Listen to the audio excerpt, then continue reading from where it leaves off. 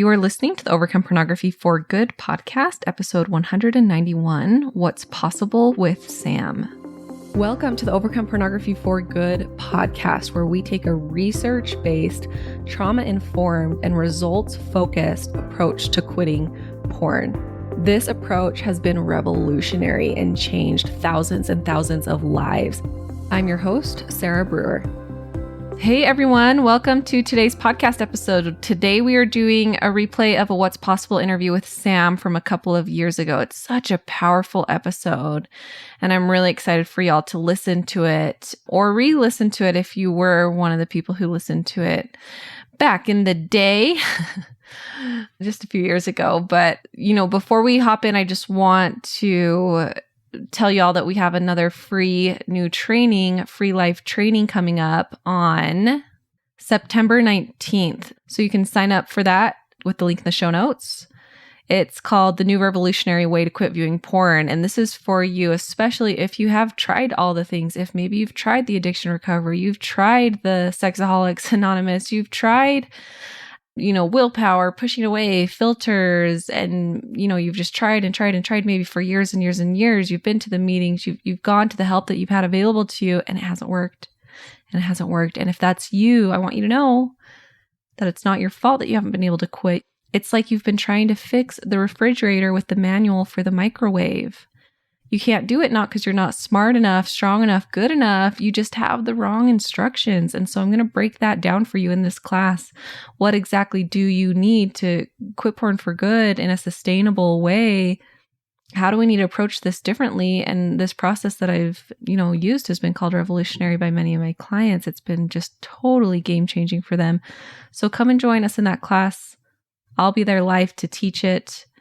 That's a great place for you to come and ask me specifically any questions that you might have about quitting porn.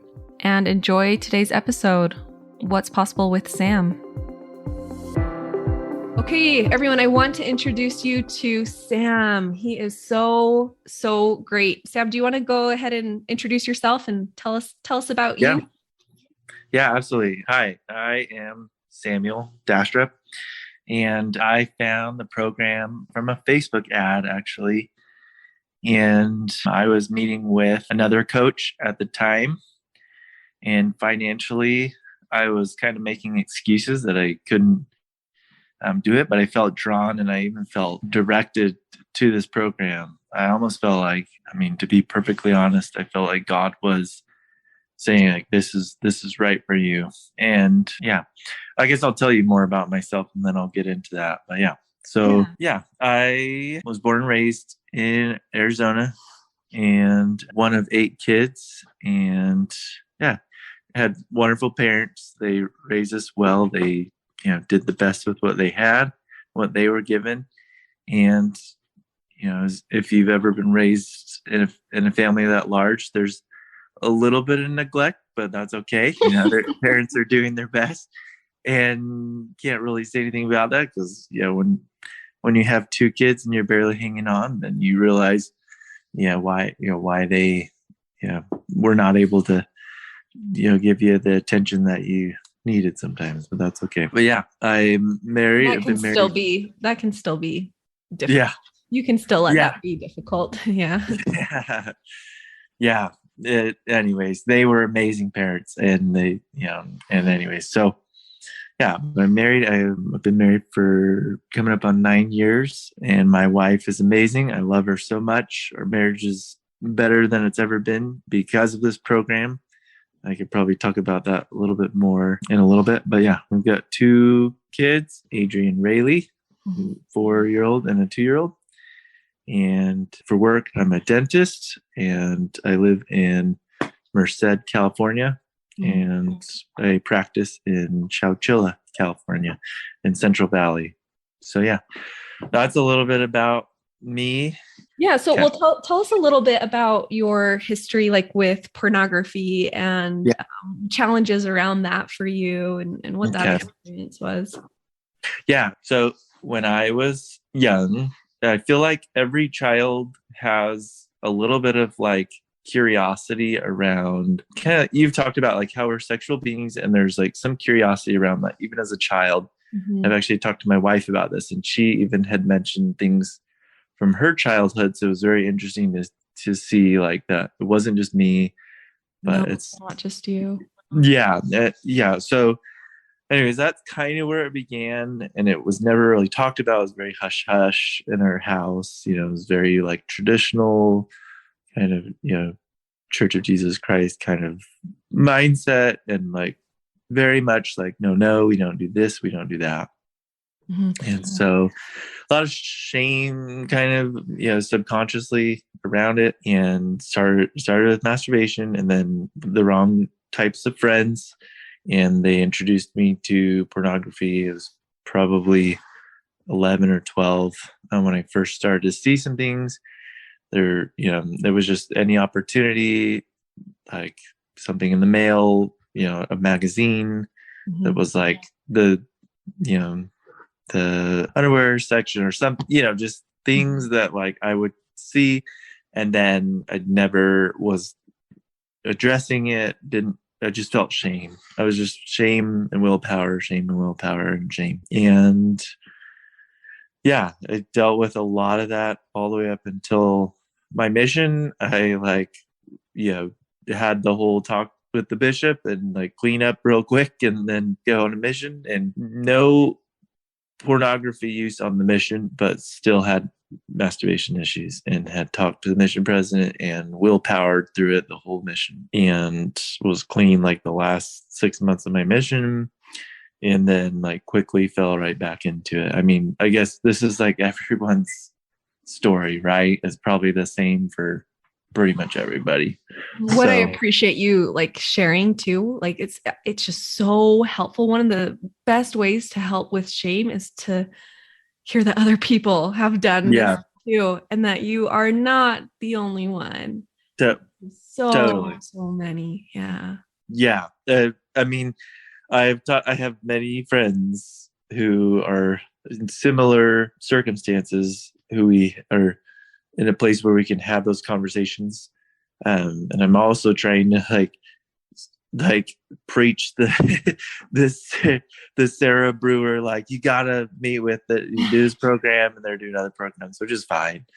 But I'm like so sold on it. I'm like, you gotta just try it, and sending them podcasts. Anyways, but it's true. They're in the same boat, same story, lots of shame, lots of willpower, and never worked, right? Go figure. Beating yourself up never actually worked. So What? Crazy.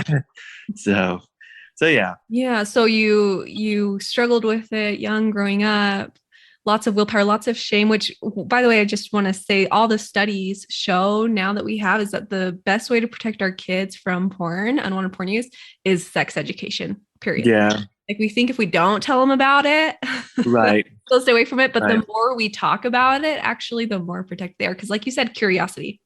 I'm just curious. Yeah. So, yeah. And then you went on your mission, kind of willpowered with your mission. Yeah. Went on the mission, came home, straight into, dating.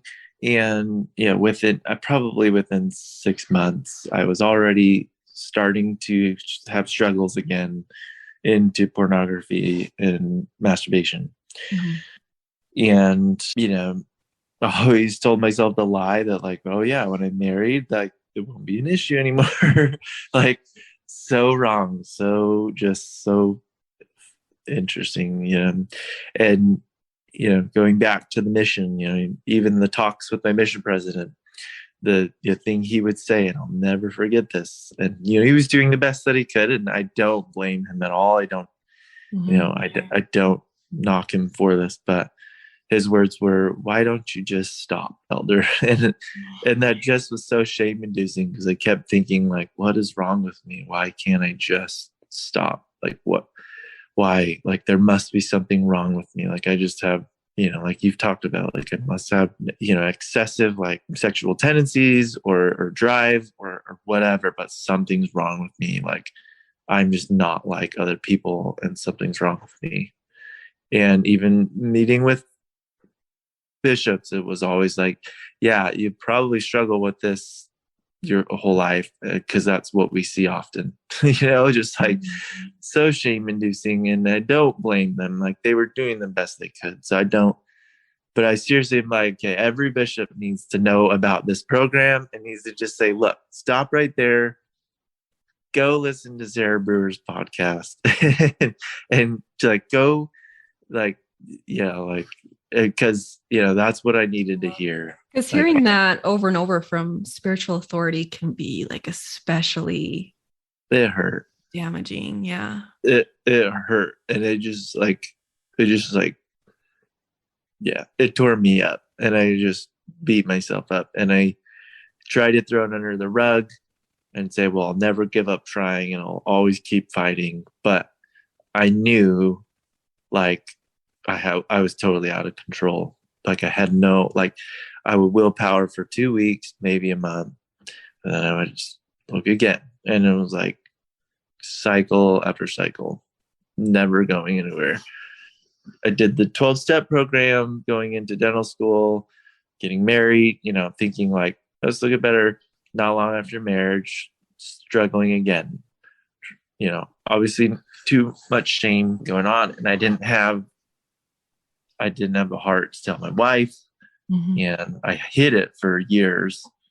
And I, was eventually found out, basically, and then hit it again and was just trying not to hurt her, but also like not okay to hide stuff, like no matter how, what intention I had. Went to the 12-step program. It was, it was good, but well, I'll say this. I lost my dad about 1.5 years ago. And no, it's okay. Everybody goes through the sting of death, right? But he also struggled with this, and we'd had conversations. And in a moment when I was really struggling, I reached out to him. And he straight up told me, like, I'm sorry, Sam, but the 12-step program, it doesn't work.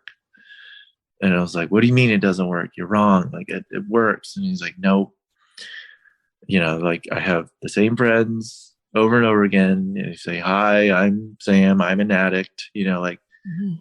it just, it doesn't, it's a great program, but it misses the point.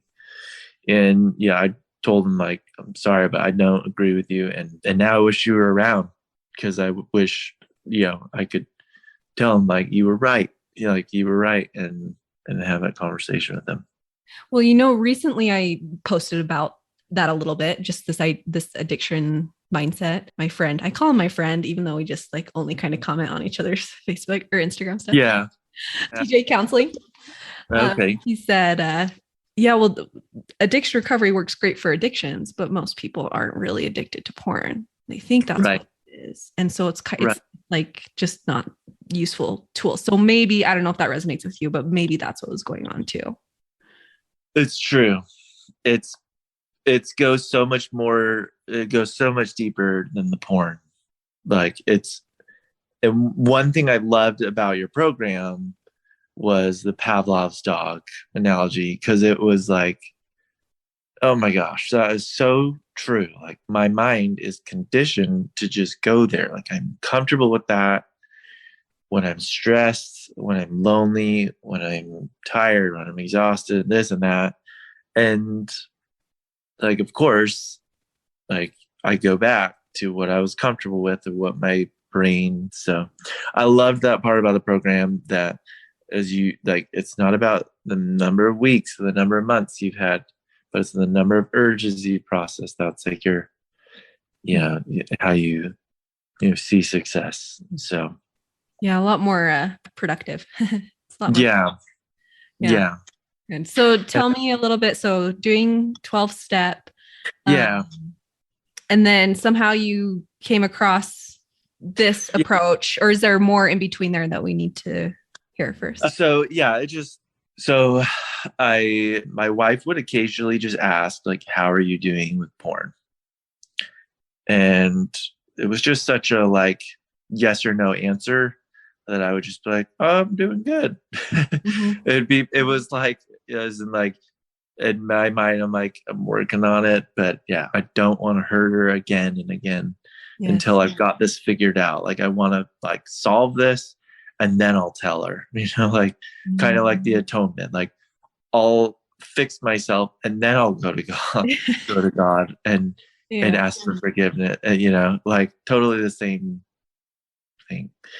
Well, anyways, it was like it came to a head, and she found out that it wasn't doing as well as they thought.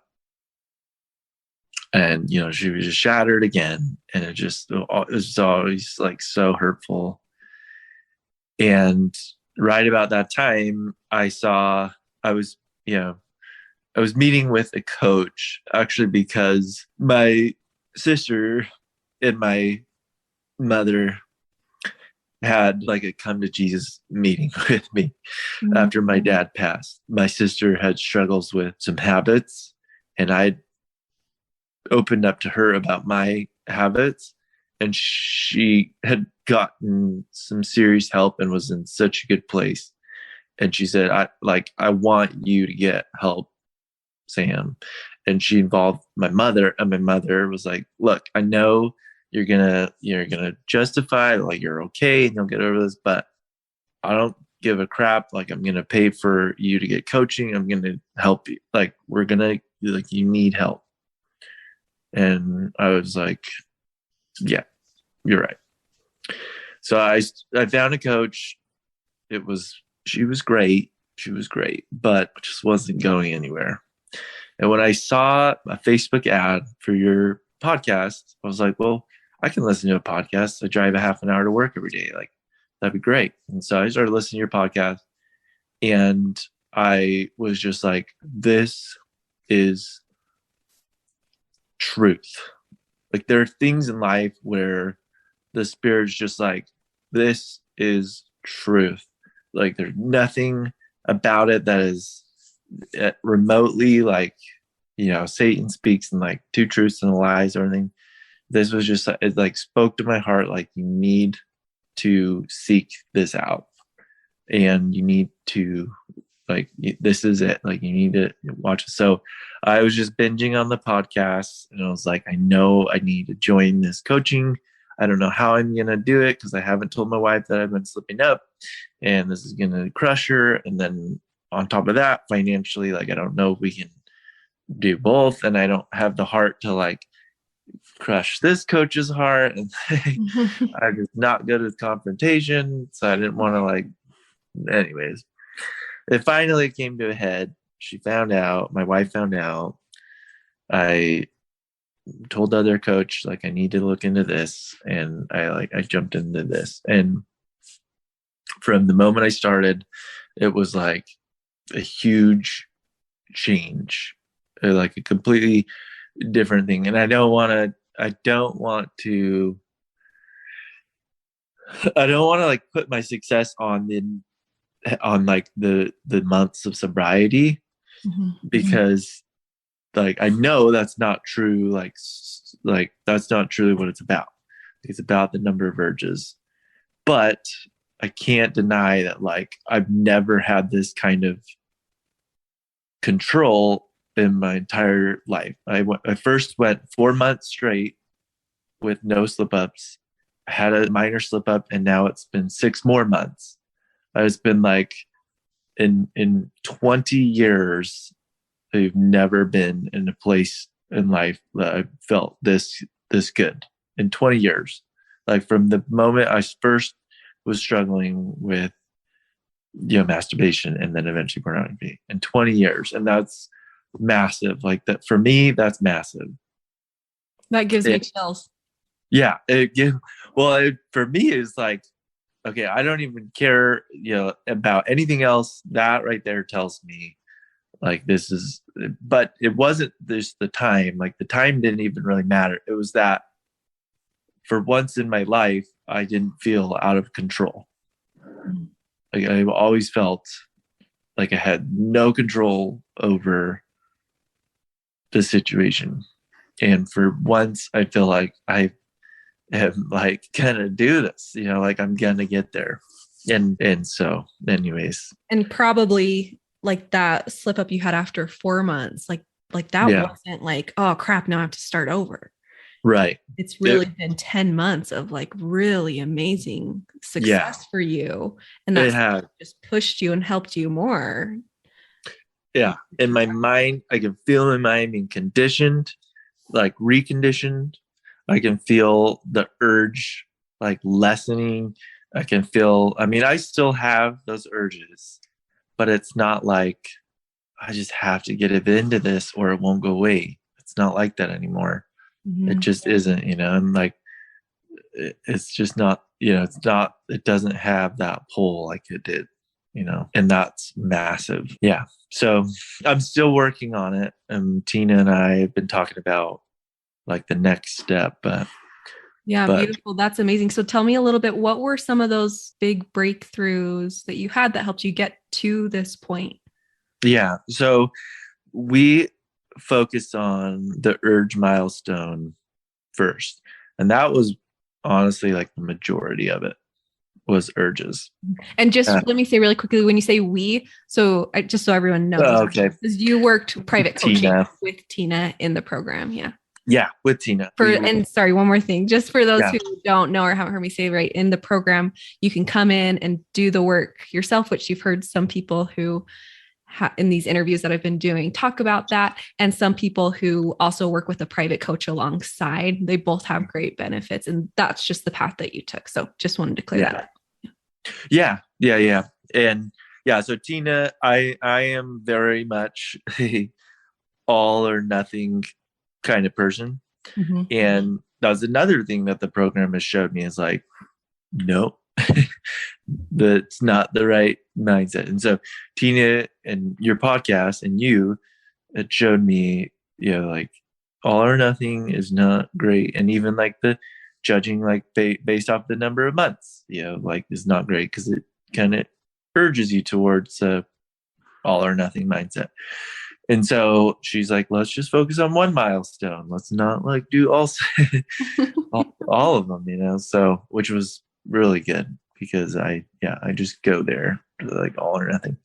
So he's focused on urges and just doing and like counting them. Like the app, I started counting the urges and I started like, I wasn't so good at the stop, drop, and breathe. I'm still working on that even. And even just like I was thinking I was like processing, but I was really kind of still like over analyzing and almost willpowering slightly instead of dropping straight into my emotions and like stop, drop, and breathe. And so like I've that's been like the process, but I was working on that and that made a huge change. And then she saw like a critical area of my life that had not nothing, but had seemingly nothing to do with porn. And that was my job. I was in probably a worse place than the pornography, to be honest, with my job. Because I, for one reason or another, was being extremely critical about myself and about the quality of my work. And I'm a perfectionist, and that's like a dangerous thing, Like and I compare myself to my brothers. They're both dentists, and I actually work for my brother. And anyways, I knew my numbers, my production numbers and theirs, and I would just doubt myself and beat myself up. And if I'm like so hard on myself about if patients are completely satisfied with me, and I would just come home just like beating myself up, and I would be a wreck, and it would just lead to worse,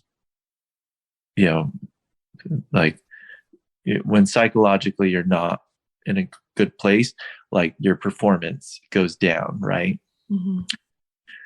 And Tina helped me see like, okay, we need to step away from the urges and we need to go into belief system. And so we started working on that, and my whole life changed dramatically in a short period of time, from like dreading work, doubting myself, hating myself, it like really just struggling to keep it together, kind of wanting to erase myself, like not actually going to go there because I wouldn't ever leave my family destitute like that, but not wanting to live anymore, like in that place. And it went from that to like better than I've ever been. Like I do not dread work anymore. I am able to drive to work and say, there's going to be some crap today and it's going to be stressful, but I am a great dentist and I know how to do good quality dentistry, and I'm going to get through it. I always do. I'm going to do my absolute best, and I'm going to provide quality care. And like things just totally flipped like 180. Wow. And now I'm trying to take that and use that same methods that I use there to get to the next level of my urges in like public settings, something where I'm just like stuck in this fight or flight mode where I can't get away from the urges. They're like everywhere, and I'm trying to get to that next level of processing. So, wow. I love it. How did that experience with your job? Did it have any relation to pornography and urges? Because you said like it didn't look like it had any relation, but have you seen any during that? I mean, I would be lying if I didn't say that the pornography stole a massive part of me, like spiritually, my confidence in my marriage, in myself, in my priesthood callings, and all of that. And so, yeah, it does apply in a way if I'm bringing that lack of confidence already to work, already kind of doubting myself in that regard, I'm going to doubt myself in other places like work. So yeah, it does come around full circle if I were to be honest. And so, yeah, I feel like, they are connected in a way. Yeah. I think that we're coming in to quit porn, but you also come in and you get to learn how to love your job again.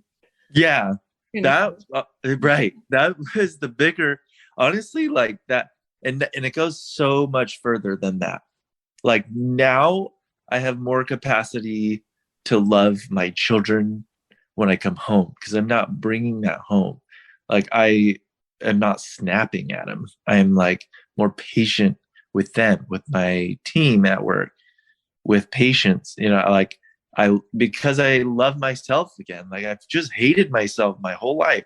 I know nothing more than to hate myself and loathe myself. And I didn't realize that or admit that, but yeah, I hated myself. And up until this, and I've had a lot of like trauma from my childhood, from bullying that went into this and to hating myself, and telling myself I'm no good. And for once in my life, I don't hate myself anymore.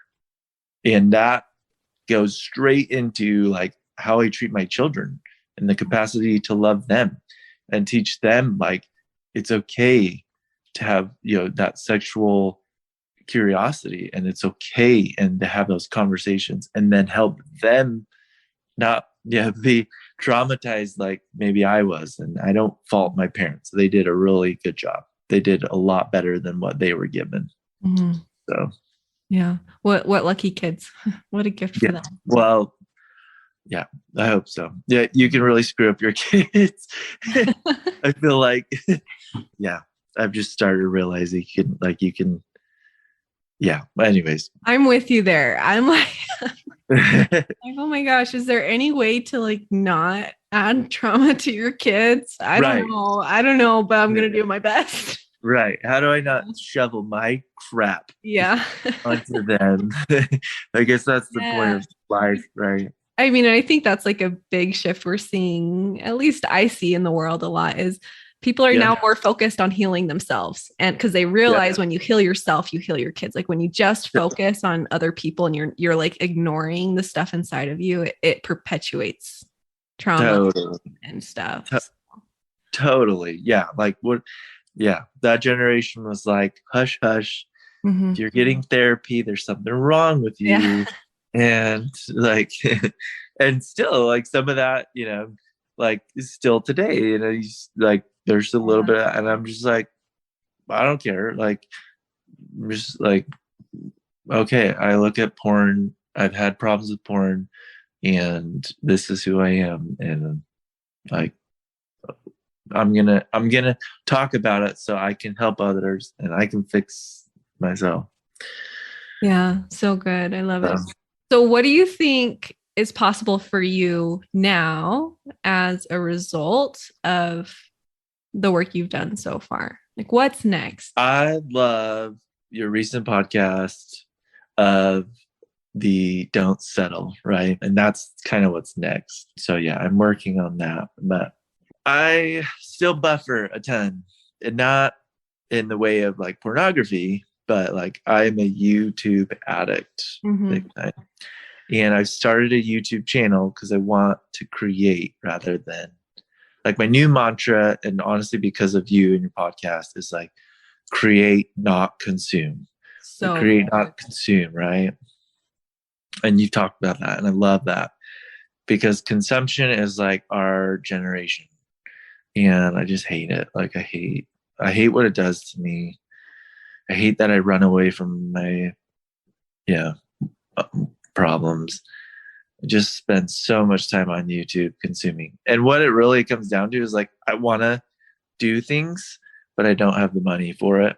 Like I want to race. I love racing. And yeah, I want to create a life where I can be a dentist, I can be a father, and I can like spend tons of time with my family, but also I can do some of the things I love and have the resources to do that. And so what that looks like for me is like maybe I can create a YouTube channel and over the years maybe build up to where it can financially, I don't know. But even if it didn't, just like creating rather than consuming is enough reason to do it. Because like how many freaking hours do I waste like just consuming and creating content, even if like nobody watched it and whatever, like would still be better use of my time. And not the best use of my time, but like a better use of my time. Yeah, I love that.